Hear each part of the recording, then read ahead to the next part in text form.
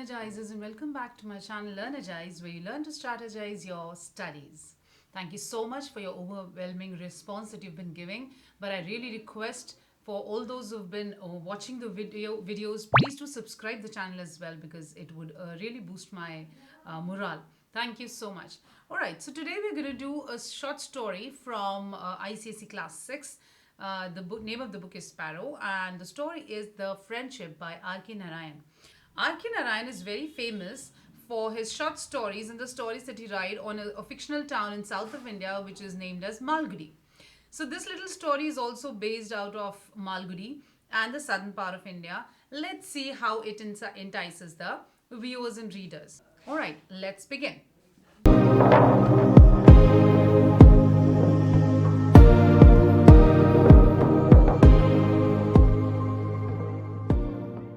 What makes a good friend?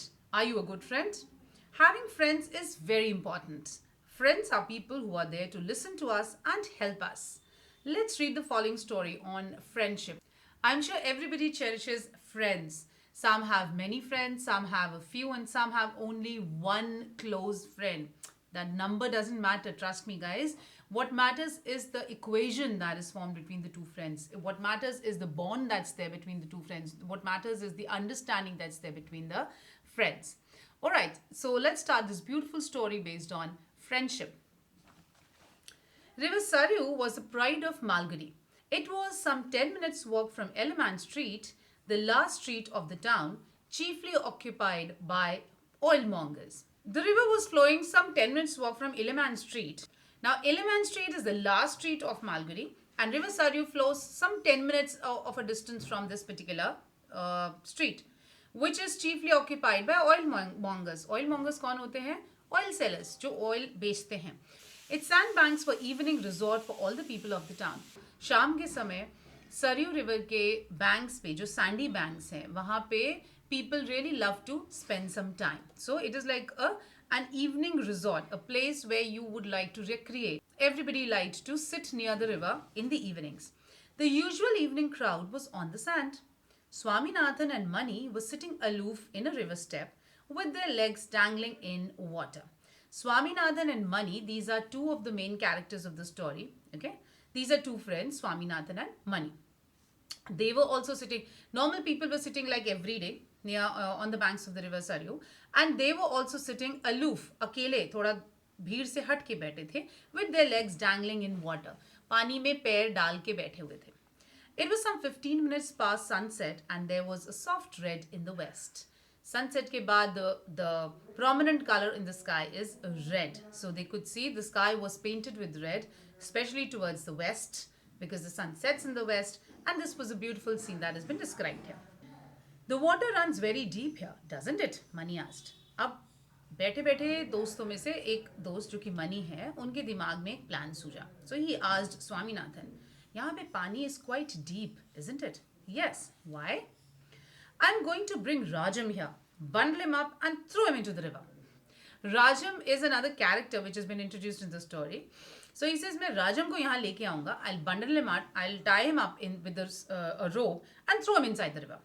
This introductory line shows that Mani really hates Rajam. Rajam was a fresh arrival in first A.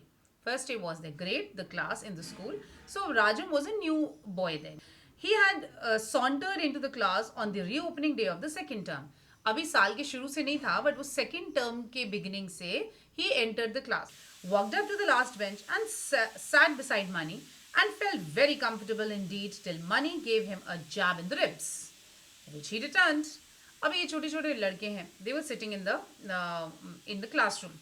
Now, on the very first day of the second term, this boy, Rajam, enters the class. Okay, and he takes the last bench, a seat close to Mani. वहाँ जाके वो बैठ जाता है and felt very comfortable जब तक money ने उसको एक जैब नहीं दिया on the ribs, यानी एक punch. ऐसे बैठे बैठे boys hitting each other. So he gave him a punch in the ribs, which he returned. अब राजम ने भी उसको वापस से मारा. He had impressed the whole class on the very first day. Rajam का impression बहुत अच्छा पड़ा था पूरी class पे, and he had been able to impress the entire class on the very first day. He was a newcomer. He dressed very well. He was the only boy in the class who wore socks and shoes, a fur cap and tie and a wonderful coat and knickers.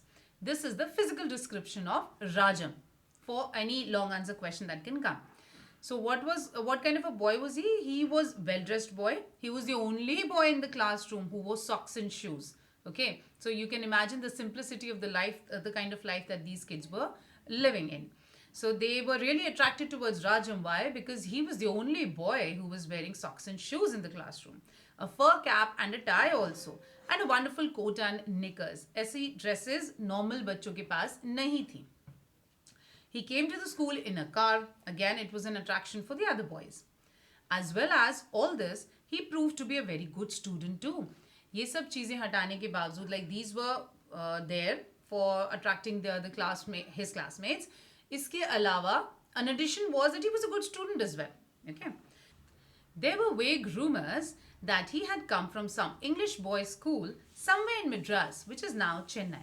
Vague rumors, vague means not clear, so not very distinctive rumors. So बहुत ही confirmed rumors नहीं थे, but there were some rumors. Rumors means सुनी सुनाई बात. So ऐसे सुना था लोगों ने कि शायद वो किसी English school से आ रहा था from a place near Chennai. So ये सुनी सुनाई सी rumor थी जिसमें the boys were not very sure कि ये सच है कि नहीं, but they had heard that this boy, that is Rajam, was coming from an English school, Madras, जो कि मद्रास में था. He was coming from an English school in Madras, which is now called Chennai. He spoke very good English, exactly like a European. The boys were so attracted to him, so they were like, wow, कितनी अच्छी English बोलता है ये, एकदम Europeans की तरह. Which meant that a few in the school could make out what he said. So इसका मतलब ये है कि जब वो इंग्लिश बोलता था तो बहुत ही कम बच्चे थे क्लासरूम में या स्कूल में फॉर दैट मैटर जो कि उसकी बात समझ पाते थे क्योंकि वो बहुत ही अच्छी इंग्लिश बोलता था, just like a European for the boys there. This Rajam was a rival to Mani. Rival means enemy. अब मनी के लिए एक दुश्मन जैसा था. If Mani jabbed, Rajam jabbed. If Mani hit, he hit.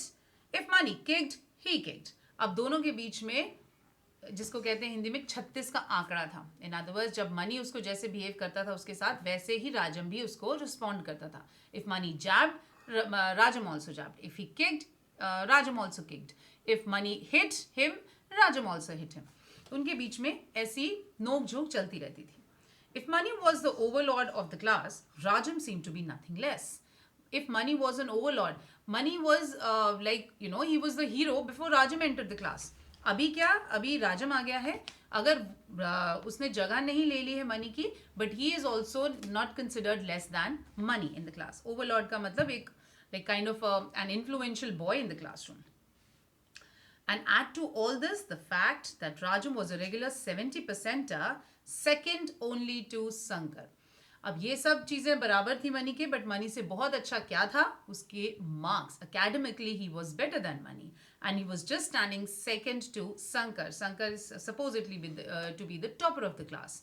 सो राजम के 70% के आसपास मार्क्स आते थे and he stood second to Sankar. So this was like an add-on advantage in favor of Rajam and against money. There were sure indications that Rajam was the new power in the class. Another reason for money to hate Rajam. ठीक है, उनकी लड़ाई के कुछ reasons में से एक ये भी था कि वो बहुत अच्छा था पढ़ाई में. Day by day, as money looked on, it was becoming increasingly clear that a new menace had appeared in his life. Menace यानी एक problem, एक परेशानी. तो उसको जैसे दिन ब दिन डेज पास होते जा रहे थे, क्लासमेट्स का अट्रैक्शन राजम की तरफ बढ़ता जा रहा था and money could make out कि उसकी लाइफ में एक नई प्रॉब्लम आ गई है in the name of Rajam.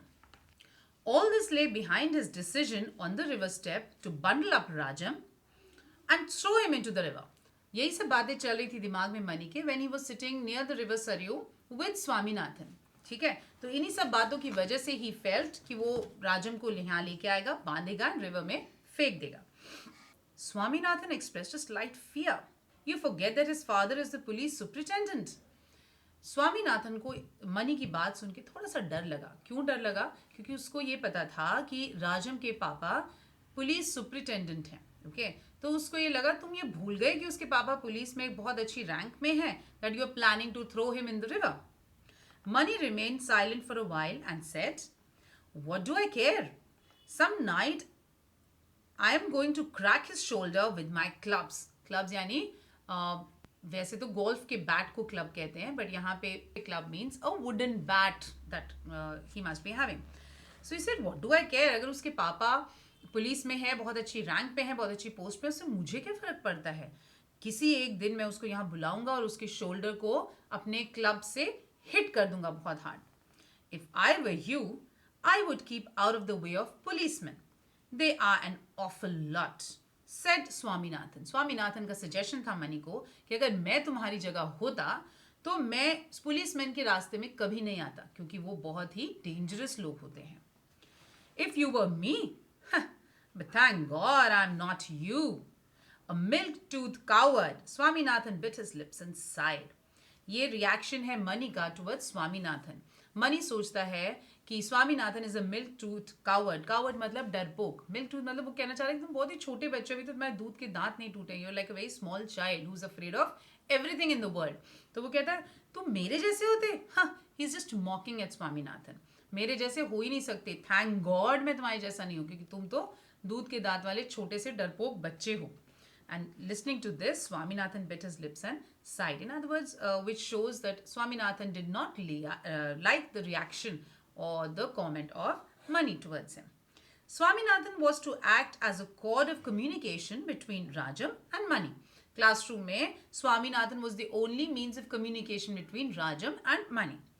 They were sitting on the last bench with their backs against the yellow wall.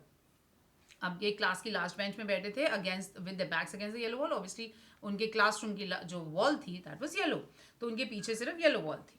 Swaminathan sat between Rajam and Mani. अब तीनों एक साथ बैठे थे, एक तरफ राजम, एक बीच में स्वामीनाथन, फिर money. Their books were before them on the desk but their minds were busy. किताबें तो खुली थी टेबल पे, their minds were busy fighting with each other. तो दिमाग में उनके कुछ और ही चल रहा था, बट बुक्स टेबल पे खुली थी. Mani wrote on a piece of paper, "Are you a man?" and gave it to Swaminathan, who pushed it across to Rajam, putting on an offensive look as possible. अब money ने क्या किया, chits लिखनी शुरू करी. I am sure बहुत सारे बच्चे क्लास में ही करते होंगे, so you could relate to this kind of an experience. Okay, जब क्लास चल रही है और हम पीछे छोटी छोटी चिट्स पास ऑन करके अपने मैसेजेस पास कर रहे हैं for the day. So money also did the same thing. तो उसने पीस ऑफ पेपर पे एक नोट लिखा, "आर यू अ मैन?" और उसको स्वामीनाथन को दिया, जिसने स्वामीनाथन ने आगे राजम की तरफ पुश किया. Putting on an offensive look as possible. Swaminathan को ऑब्वियसली ये बात पसंद नहीं आई. He did not like this activity that Mani was doing. Paper class के बीच में पेपर्स पास करना. Rajam read it, crumbled it and threw it away. Rajam ने पढ़ा, उसको क्रम्बल किया, ऐसे ऐसे फोल्ड किया एंड फेंक दिया. At which Mani wrote another note repeating the question. Question क्या था, are you a man, with the addition. और इस बार इसने नोट में इसके अलावा भी एक और चीज लिखी, you are stupid if you don't answer this. उसने लिखा आर यू अ मैन और उसके नीचे लिखा you are stupid if you don't answer this. अगर तुमने ये क्वेश्चन का जवाब नहीं दिया यानी आप बेवकूफ हैं, तुम बेवकूफ हो. And push it across. अब फिर से उसने स्वामीनाथन को वो चिट पकड़ाई. स्वामीनाथन ने फिर से राजम की तरफ ट्रांसफर करी. राजन हिज्ड इनटू स्वामीनाथन्स फेस. हिज्ड मतलब बहुत ही एंग्रीली उसने उसकी तरफ देखा और बोला, don't disturb me and crumble the letter up. ऐसे फाड़ते हुए उसकी स्वामीनाथन ने देखा और बोला, डोंट डिस्टर्ब मी, एंड फिर से उस पेपर को फेंक दिया. Further progress was stopped. जैसे ही राजम ने इस तरह से बिहेव किया या रिएक्ट किया, सो आगे का प्रोग्रेस यानी मनी ने दोबारा चिट्स लिखनी बंद कर दी. कम्युनिकेशन बीच में थोड़ी देर के लिए बंद हो गया. Swaminathan stand up, said the class teacher. Swaminathan stood up faithfully. What is Lisbon famous for? asked the teacher. अब क्लास चल रही है तो टीचर कुछ ना कुछ क्वेश्चंस पूछ रहे हैं, तो उन्होंने स्वामीनाथन को उठाया. The question that the teacher asked was, what is Lisbon famous for? Swaminathan hesitated and ventured. Hesitate मतलब उसको पूरा आंसर श्योर नहीं था आंसर के लिए, सो थोड़ी देर के बाद उसने बोला, for being the capital of Spain. उसके हिसाब से Lisbon is the capital of Spain. But this was a wrong answer. The teacher bit his mustache and fired a second question. Bit his mustache, गुस्से में उन्होंने he gave a angry kind of a look and threw another question to Swaminathan. What do you know about the Indian climates? It is hot in summer and cold in winter. This was a lame answer that Swaminathan gave. कि Indian climate कैसा होता है, गर्मी में बहुत गर्म होता है, विंटर्स में बहुत ठंडा होता है. Stand up on the bench, roared the teacher. Teacher को गुस्सा आ गया, दोनों क्वेश्चंस के आंसर सही नहीं मिले, उन्होंने उसको पनिश कर दिया. स्वामीनाथन को क्या पनिशमेंट मिली? Stand up on the bench. And Swaminathan stood up without a protest. Without a protest, यानी बिना किसी आनाकानी के वो खड़ा हो गया. क्यों? Because he was glad that he was given this supposedly degrading punishment instead of the cane. वो इसलिए बिना किसी बात के या बिना किसी आनाकानी के बेंच पे खड़ा हो गया क्योंकि ही was glad, he was happy कि उसको ये डिग्रेडिंग पनिशमेंट मिल गई बेंच पे खड़े होने की, instead of being hit by a cane. तो उसको डंडे से मार पड़ने का डर था, तो उसने कहा ये पनिशमेंट फिर भी बेटर है. ठीक है, मैं बेइज्जती सहन कर लूंगा, बट एटलीस्ट डंडा तो नहीं पड़ रहा मुझे टीचर से. Swaminathan paid no attention to the rest of the lesson. Obviously वो पनिश्ड है, वो बेंच पे खड़ा है, तो वो पूरे बाकी की क्लास में उसका ध्यान क्लास में नहीं था. When the work for the day was over, Swaminathan, Mani and Rajam adjourned to a secluded spot to say what was there in their mind. जब क्लास पूरी खत्म हो गई तो money, Swaminathan and Rajam they adjourned, they moved towards a secluded spot. एक अलग सी जगह जो अकेले थी, वहां पे भीड़ भाड़ नहीं थी, तो वो तीनों एक ऐसी जगह पे, शांत जगह पे गए जो उनके मन में था, वो डिस्कस करने के लिए. Swaminathan stood between them and acted as the medium of communication. जैसे क्लास में वो बेचारा करता है, उनके बीच में खड़ा होकर दोनों के बीच का कम्युनिकेशन का मीडियम बनता है, उसी तरह से वो वहां पे भी दोनों के बीच में कम्युनिकेशन पास कर रहा था. They were so close that they could have heard each other even if they had spoken in whispers. अभी क्या इससे पता चलता है कि they really hated each other. Swaminathan was the only medium of communication. वो तो तब क्लास में तो फिर भी समझ में आता है कि बीच में बैठा है एंड टीचर है क्लास में, तो नहीं बोल सकते.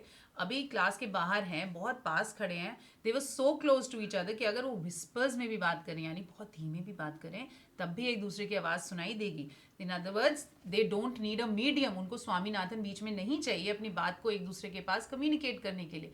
बट क्योंकि उनके बीच का कम्युनिकेशन गैप इतना ज़्यादा था, इसलिए Swaminathan had to be there. But it was matter of form between enemies to communicate through a medium. But जब दुश्मन बात करते हैं ना, तो वो हमेशा किसी एक बीच में कम्युनिकेशन मीडियम, एक तीसरे इंसान के मीडियम से ही बात करते हैं. तो यही तरीका है. This was the matter of form का मतलब यही तरीका है हमेशा से. तो इसलिए उन्होंने भी स्वामीनाथन को बीच में अपनी बात करने के लिए रखा. Money faced Swaminathan steadily and asked. अब मनी ने स्वामीनाथन की तरफ मुंह किया हुआ था और उसने क्वेश्चन पूछा, are you a man? Obviously वो क्वेश्चन था किसके लिए? राजम के लिए. Swaminathan turn to Rajam and repeated, are you a man? Rajam flare up and shouted, who doubts it? अब ये ऐसी सिचुएशन है, यहाँ स्वामीनाथन खड़ा है, यहाँ पे मनी खड़ा है, यहाँ पे राजम खड़ा है. मनी स्वामीनाथन की तरफ कॉन्स्टेंटली देख रहा है and he is asking the question, are you a man? तुम्हें क्या डाउट है, तुम्हें क्या शक है कि मैं एक मैन हूँ? Swaminathan turn to Rajam and said, Who the hell doubts it? Swaminathan फिर से बेचारा सिर्फ उनके बीच का मीडियम ऑफ कम्युनिकेशन बन के वो वही बात उसको दोबारा से मनी को बोलता है. Have you the courage to prove that you are a man? asked Mani. अब मनी का नेक्स्ट क्वेश्चन क्या था? तो अगर तुम मैन हो तो do you have the courage to prove that you are a man? Swaminathan turned to Rajam and repeated it. Same process. बेचारा वो मनी क्वेश्चन बोल रहा था, स्वामीनाथन वापस से रिपीट करके राजम को बोल रहा था, एंड राजम का आंसर स्वामीनाथन मनी को बोल रहा था. So Swaminathan turned to Rajam and repeated the question. Rajam asked, how? तो उसने कहा कैसे प्रूव करूं that I am a man? Meet me at the river near Nalappa's grove tomorrow evening. तो मनी ने जवाब दिया कि if you're a man, इस बात को प्रूव करने के लिए meet me tomorrow evening at the river Saryu near Nalappa's grove. Near Nalappa's grove. फिर से वही क्वेश्चन बेचारे फिर से वही आंसर बेचारे स्वामीनाथन ने राजम को पास ऑन किया. What for? asked Rajam. Swaminathan's service was dispensed with. अब तक इतनी बातें होने के बाद अब स्वामीनाथन के बीच में जरूरत नहीं पड़ी. His services were dispensed with. They were no more needed. They gave him no time to repeat their words. Rajam shouted in one ear and Mani in the other. कई बार आपने मूवीज में भी देखा होगा, दो लोग बात नहीं कर रहे हैं आपस में, तो बीच में एक मीडियम है, उसके बाद थोड़ी देर के बाद दोनों आपस में ही बात करने लग जाते हैं as if they are talking through the medium. So यहाँ पे भी यही हुआ. सो अब तक इतनी बात होने के बाद स्वामीनाथन को बीच में बोलने का मौका ही नहीं मिल रहा था. He was not getting any time to repeat their questions. So एक कान में राजम चिल्ला रहा था, दूसरे कान में मनी चिल्ला रहा था, and they all both behaved as if they are talking to Swaminathan, but obviously they were talking to each other by now. So we may expect you at the river tomorrow, said Swaminathan. तो जब बात खत्म हो गई तो स्वामीनाथन ने finally conclude किया conversation को. तो ठीक है Rajam, are you coming at the river tomorrow? Yes, Rajam assured them. Rajam ने कहा यस, मैं जरूर आऊंगा. Mani wanted to know if the other would come with guards. अब मनी को ये जानना था क्या तुम गार्ड्स के साथ आने वाले हो? No, he would not. And Mani voiced another doubt. If anything happens to you, will you promise to keep it out of your father's knowledge? Money के दो डाउट्स थे. पहला तो था क्या तुम गार्ड्स के साथ आने वाले हो. राजम ने उसको डिनाई कर दिया कि नहीं, मैं गार्ड्स के साथ नहीं आऊंगा, मैं अकेला आऊंगा. दूसरा डाउट अब मनी को आया, अगर तुमको कुछ हो जाता है तो क्या तुम प्रॉमिस करते हो कि अपने पापा को ये नहीं बताओगे दैट आई और we are responsible for whatever happened to you. Rajam promised after repudiating the very suggestion that he might act otherwise. Repudiating का मतलब है rejecting. इस पूरी लाइन का सिर्फ इतना ही मतलब है कि राजम को ये राजम was absolutely sure and he rejected the fact कि आप तुम्हें लगता है कि मैं अपने पापा के पास जाऊंगा बात को लेके. तो उसने कहा नहीं, मैं बिल्कुल नहीं जाऊंगा, मैं प्रॉमिस करता हूं कि मैं उनको नहीं बताऊंगा कि मुझे जो भी कुछ हुआ उसका कारण तुम थे. Now this is the next evening. तो Nalappa's grove stood a few yards before them. थोड़ी दूरी पे Nalappa's grove was there. It was past 6 and the traffic for the day between the banks was over. 6 बज चुके थे और वहाँ का जो रोज का ट्रैफिक था रिवर के पास का वो खत्म हो चुका था. तो रोड बहुत ही ज़्यादा क्राउडेड नहीं थी. The usual evening crowd was far behind them. और अभी तक बाकी जो लोग जो शाम को आते हैं ना सरयू के रिवर के बैंक्स पे बैठ के इंजॉय करने, टाइम पास करने, वो अभी तक नहीं आते थे. तो they were far behind them. Swaminathan and Mani was squatting on the sand. Squatting का मतलब squatting is a position when you sit on your feet. ऐसे मोड़ के पैर जब हम बैठ जाते हैं ग्राउंड फ्लोर पे तो उसको कहते हैं स्क्वाटिंग. तो Swaminathan and Mani was sitting on the sand. They were silent. चुपचाप बैठे हुए थे. Money was staring at the ground with a small wooden club in under his arm. अब वो चुपचाप बैठे हुए थे. मनी के आर्म्स के अंडर मैंने यहाँ पे उसके वो वुडन क्लब था. He was thinking. He was going to break Rajam's head in a short while and throw his body into the river. वो सोच रहा था कि अभी थोड़ी देर के बाद वो राजम के हेड को यानी राजम के सिर को खूब जोर से इससे मारेगा बैट से और उसकी बॉडी को evidently Rajam would no more be there after that big hit by Mani, and then Mani would throw his body into the river. But if it should be recovered, फिर वो सोचने लगा अच्छा क्या होगा अगर उसकी बॉडी रिकवर होगी, उसकी बॉडी को ढूंढ लिया लोगों ने. But then how could they know that he had done it? So these were some very normal thoughts जो उसके दिमाग में constantly चल रही थी. वो करने क्या वाला था. He was not going to do a very pleasant act. Okay, so he was thinking अभी थोड़ी देर के बाद मैं अपने इस बैट से राजम के सिर पे बहुत जोर से मारूंगा, then he would be no more and I'll throw his body into the river. अब उसके दिमाग में आई ये बात कि अगर उसकी बॉडी को किसी ने ढूंढ लिया तो क्या होगा. But then उनको थोड़ी पता चलेगा कि किसने किया है. So he says, but then how could they know that he had done it? He यहाँ पे is Mani. तो वो सोच रहा है कि उनको थोड़ी पता चलेगा कि मैंने ये काम किया है. But if Rajam should conk and trouble him at night as a spirit, but अगर राजम आ गया और उसको राजम ने भी हिट किया वापस, मैंने उसको मार दिया, like the spirit the movies में जैसे हम देखते हैं after a man is killed, after a person is killed by someone, then रात में दे हॉन्ट द पर्सन. तो वही थॉट्स उसके दिमाग में चल रहे हैं. तो क्या होगा अगर राजम मेरे पास रात में आ गया, उसकी स्पिरिट आ गई मेरे पास रात में, मुझे भी मार दिया उसने सिर पे. Since his grandfathers death he was sleeping alone. यहाँ पे हिज इज मनी. अब मनी के ग्रैंडफादर की डेथ के बाद से he is sleeping all alone at night. तो अब उसको डर लग रहा है सोच के कि अगर क्या होगा मैं रात में अकेला सो रहा हूँ और राजम की स्पिरिट आके मुझे तंग करेगी. What if Rajam should come and pull his hair at night? It would be better not to kill him after all. तो उसके एंड में उसने सोचा यार अच्छा होगा मैं उसको ना ही मारूं, अदरवाइज ऑब्वियसली ही फील्स कि उसके बेनिफिट से ज़्यादा मुझे नुकसान होगा after his death. He would content himself with breaking his limbs and leaving him to his fate. कहते ठीक है मैं मारूंगा नहीं, I would not kill him, rather I would just hit him and break his legs and arms. तो वो मैं सिर्फ उसके लिम्स हाथ पैर तोड़ दूंगा एंड बाकी उसको अपने किस्मत पे छोड़ दूंगा. If he should batter his head, who was going to find it out? अगर मैंने उसके सिर को बैटर मतलब कॉन्स्टेंटली हिट किया बैट से, तो कौन पता लगा पाएगा कि मैंने किया. Unless of course he cast a sly look at Swaminathan. Money सोच रहा था दिमाग में ठीक है मैं उसको जान से नहीं मारूंगा, बट मैं उसको इतनी जोर से मारूंगा कि उसके हाथ पैर टूट जाएंगे. और अगर मैंने उसके सिर पे खूब जोर जोर से मारा भी तो कौन किसी और को बताएगा. अनलेस ही, फिर उसने स्वामीनाथन की तरफ देखा विद अ स्लाई लुक. हो सकता है ये जाके सबको बता दे. That is the thought that is there in Mani's mind right now. Who was blinking innocently unless of course Swaminathan informed the police. अब उस समय जब स्वामीनाथन की तरफ मनी देख रहा था सोचते हुए कि maybe he goes and tells my truth to the police और टू द अदर्स, उस समय Swaminathan was doing nothing but he was just blinking, he was getting conscious. Alright, At the sound of the creaking of boots, they turned and found Rajam had come. He was dressed in khaki and carried under his arm an air gun that was given to him a couple of months ago on his birthday. अब इस बारी राजम खाकी dress में आया था. He was dressed up like a policeman maybe. और उसके हाथ में एक एयर गन थी. He stood very stiff and said, "Here I am, ready." वो आया और बहुत ही स्टिफली यानी बहुत ही फर्मली उसने बोला, मैं आ गया हूँ. You are late. Yes. We will start. तो मनी ने कहा तुम लेट हो गए हो. स्वामीनाथन ने प्रॉब्ली बोला हाँ तुम लेट आए हो. We will start. अब राजम ने आंसर किया कोई बात नहीं मैं लेट आया हूँ बट चलो अब स्टार्ट करते हैं. राजम shouldered his gun and fire a shot in the air. Money was startled. He stood still, his club down. राजम ने क्या किया, उसने शोल्डर पे अपनी गन रखी और एक हवा में एक शॉट मारा. Money was startled. मनी बेचारा शॉक्ड हो गया. He was afraid now and उसने वहां पे खड़ा हो गया चुपचाप and his bat his club was throne on the ground. You heard the shot? Asked Rajam.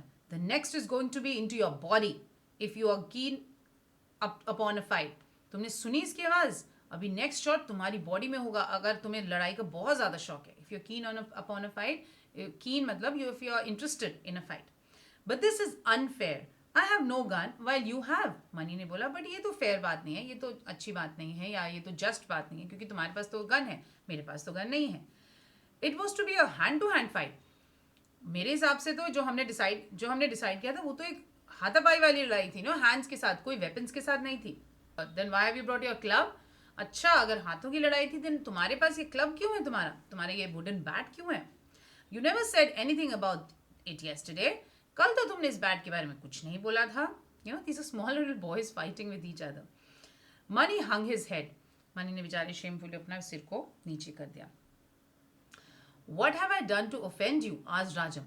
अब जब एक तरह से ये सीज फायर हो गया, यू नो सीज वॉर हो गई, तो एक तरह मनी ने जब एक तरह से सरेंडर कर दिया तो राजम ने उसको सॉफ्टली पूछा मैंने ऐसा क्या किया है to offend you, to annoy you, ऐसी why are you so angry with me? You called me a sneak before someone. You called me mean before someone. तुमने मुझे दूसरों के सामने क्लास में बुरा बोला था. He is a bad boy. That is a lie. Rajam ने कहा नहीं ये सच नहीं है. There was an awkward pause. थोड़ी देर के लिए सब के सब चुप हो गए. If this is all the cause of your anger forget it. I won't mind being friends. उसके बाद राजम आगे बढ़ा and he offered them first to be friends. उसने कहा if this is the only reason of your anger forget it. अगर तुम इसीलिए मुझसे गुस्सा हो कि मैंने तुम्हें दूसरों के सामने बुरा बोला था देन जस्ट फॉरगेट इट. उसको भूल जाओ. आई won't mind being friends with you. मुझे तुम्हारा दोस्त बनने में कोई प्रॉब्लम नहीं है. Nor I said money. तो मनी ने कहा मुझे भी कोई प्रॉब्लम नहीं है तुमसे दोस्ती करने में. Swaminathan gasped in astonishment. Swaminathan बोल गए हे भगवान इतनी देर से ये लोग लड़ रहे हैं, रोज रोज ये लोग लड़ते हैं और अभी यहाँ पे कह रहे हैं I don't mind being friends. तो he was shocked and surprised. In astonishment यहाँ पे pleasant surprise. In spite of his posing before Mani, he admired Rajam intensely and longed to be his friend. Why was Swaminathan relaxed now? क्योंकि in spite of posing before money, अब money का वो पहले से friend था, राजम तो उस term के बीच में आया था. मनी के क्योंकि Mani hated Rajam so Swaminathan had to pose, he had to also behave as if he hates Rajam. But अंदर ही एडमायर्ड राजम इंटेंसली मतलब बहुत ज़्यादा वो उसको लाइक करता था एंड वो राजम के साथ फ्रेंडशिप करना चाहता था. बट मनी की हेट्रेड की वजह से वो आगे बेचारा बात नहीं कर पा रहा था. तो जैसे इन दोनों के बीच में फ्रेंडशिप या थोड़ी होती हुई दिखी so Swaminathan was relaxed and happy. Now this was the happiest conclusion to all the unwanted trouble.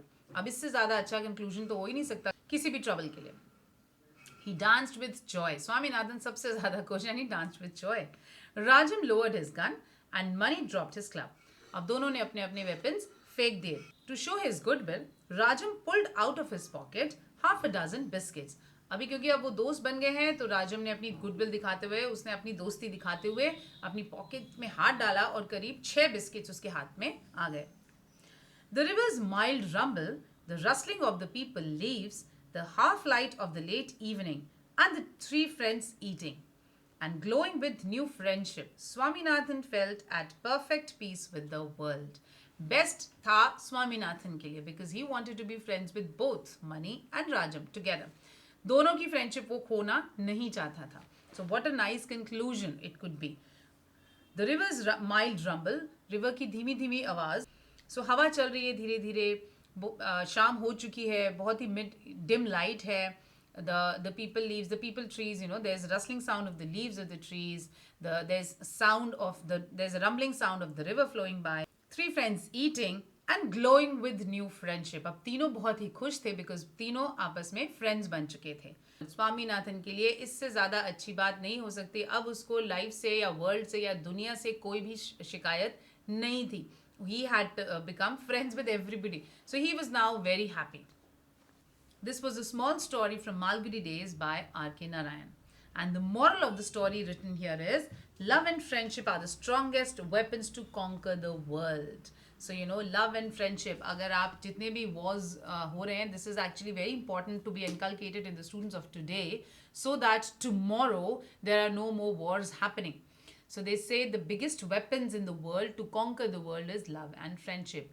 आप दोस्ती से और प्यार से किसी को भी दुनिया में जीत सकते हैं. You don't need the weapons, the harmful weapons to conquer the world. So this was the moral of the story. I hope you all liked it. Please leave your comments if you want any further explanation. If anybody wants personalized classes, you can WhatsApp me on the given number. And do subscribe if you have not yet subscribed. Please hit the bell icon for the latest updates. Thank you for now. Keep reading. Bye.